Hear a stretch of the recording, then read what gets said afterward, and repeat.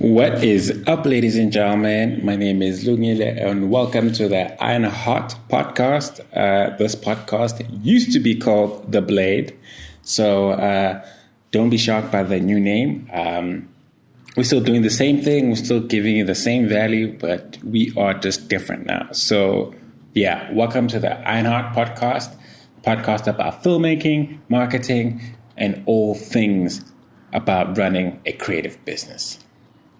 Okay, this is our very first podcast for 2022. It's episode 37. And in today's episode, we're going to be talking about finding work as a video editor. Okay, cool. Let's get into it. So, as some of you know, I am a Joburg-based filmmaker, producer, director, and video editor. I run my own video production company, and I do a lot of video editing work. So I just thought I'd do an episode today talking about how to find work as a video editor. Okay. So I've done a lot of video editing work, and what I've realized is when you are looking for work, it's usually great to pick a niche, you know, for instance, to be maybe specialize in music videos, or to specialize in documentaries, or to specialize in editing reality shows. The reason I say this is because it helps you stand out. And when producers are looking for editors, they're usually looking for someone who does specific work. They usually want someone who's worked on documentaries if they will have a documentary project. If they're working on a reality show, it's the same thing. If they're working on a scripted narrative show, they're looking for the same thing. And I know maybe picking a niche might be hard because you want to work on different projects. If you don't want to pick a niche, maybe I would say build a website for different niches. That's something that I've sort of learned to do. So for instance, if you do a bit of scripted work, have a landing page for that with all examples of your work and your portfolio for scripted content. And if you also edit some reality shows, have a separate page for reality shows. So that when you're looking for work, whether it's a reality show or scripted content, you can just send your client the link to that one portfolio, and it doesn't have a lot of stuff.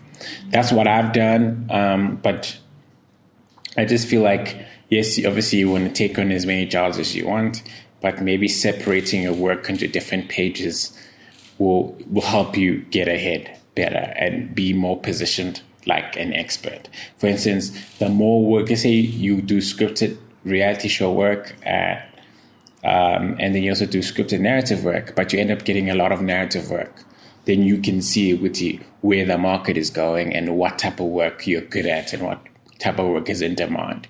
And you can maybe then start to focus. So that's something you can do if you don't want to pick a niche. But yeah, that's something you can do. Another way to get work is you can make spec work. So you can download footage onto the internet and edit it, maybe edit commercials, sports brand videos, whatever you want to work on. Or you can work with some friends, collaborate, shoot something, and then you edit it and you create work, you know? You can shoot a fake commercial, a fake beer promo, whatever you would like to work on. And maybe just have, in a perfect world, have 3 examples of that, so that if you do, let's say if you wanted to work with sports stars or sports brands, you shoot different sports type of videos and have at least 3 different types, so that you can approach sports brands and show them examples of your spec work. And just be open, say this is spec work that I've created, so they can see examples of your work. So that's one way to go about it. Another thing is you have to have a portfolio, you know. So you need to have a website with examples of all your work. It needs to be easy for you to send it to people, because when people are looking for editors, you want to make things easier for them to look at your work and decide if they want to work with you or not. That's something that I've been successful with. I have a website, had examples of all my work, and then I have website pages / landing pages examples of different work. So I have a page where I've got movie trailers that I've worked on, a page for reality shows, a page for sports brands that I've worked on, a page for live events, so that depending on what the client wants, I can send them a link to that type of work. And it's very easy. I'm not sending them links via email. It's all on one page and they can just play it. You can usually put your work up in Behance or Vimeo or YouTube, but then link them all into one page. You can build a website with Wix, or you can use Squarespace. They come with templates. Wix might be slightly easier. What's easy for me. Or you can build a site with WordPress or get someone to build one for you. But, I'd say start with what's easier for you. If you're going to use Wix, that's fine. They have really good templates. Or Squarespace, or whatever you're comfortable with. So if you have a friend who's a web designer, maybe they can help you, or you can barter with them and they can build a proper looking website for you. But yeah, a website is very important because people want to see that, your portfolio, more than your CV. Another thing you can do if you're looking for more work, you can join a few Facebook groups that deal with like film productions, advertising work, where they advertise work, where they're always looking for editors, like the Resource Group or South African Film Group. So whichever country you're from, I'm sure there's a group for each industry. So join as many groups as possible. Turn on the notifications so that every time someone posts a job, you're able to apply for it. This is never really like a lucrative way to do your marketing to get work, but it's just one thing you can do just to do it consistently. I landed one of my new clients just by applying like that. But obviously it was like once in like 8 months, so you don't get a lot of clients like that, but it's just something that you do consistently on a basis just to try build those relationships and send those cold emails.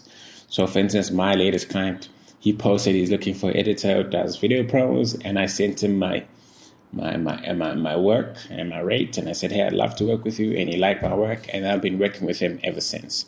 So that was a big win.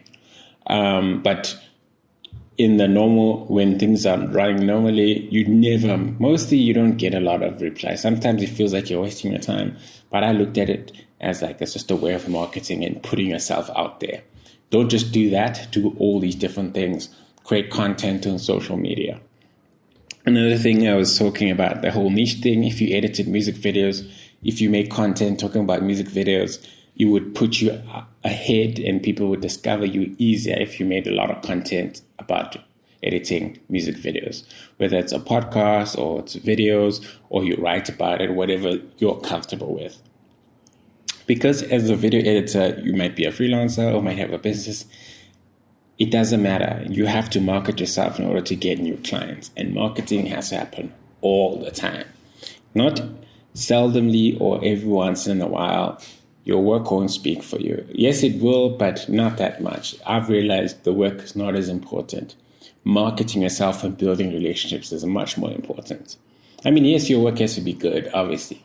But the most important thing is that you can do is market yourself. That is the most important, because the more you market yourself, the more you're opening yourself to new relationships and meeting new people. Another thing you can do, like I said, you can join all these film and advertising Facebook groups. You can look for opportunities on Twitter. You can join LinkedIn. For instance, I post examples of my work across all social media so that people know that I run a post-production company. I post on Twitter, LinkedIn, Facebook, Instagram. I'm always sharing examples of my work everywhere. So, I just feel like it's free, and I just post as much as possible, all the work that I have and any cool insights that I pick up as I work, so that I can always be at the back of people's minds that this guy has a post-production company and they can reach out to me later if they do need help. Another way you can get work is you can cold email. So you get a list of all the production companies in your city and you email all of them. And you email them, do research about them and tell them what you like about their work and how you would like to work with them and give them your rate and examples of your work. You'll probably have to send thousands of these emails, but eventually you will get a reply. Most people will ignore you, but eventually some people will reach out and say, hey, maybe we can work on something. Like I said, it's going to be a lot of work. So you just have to make it a habit.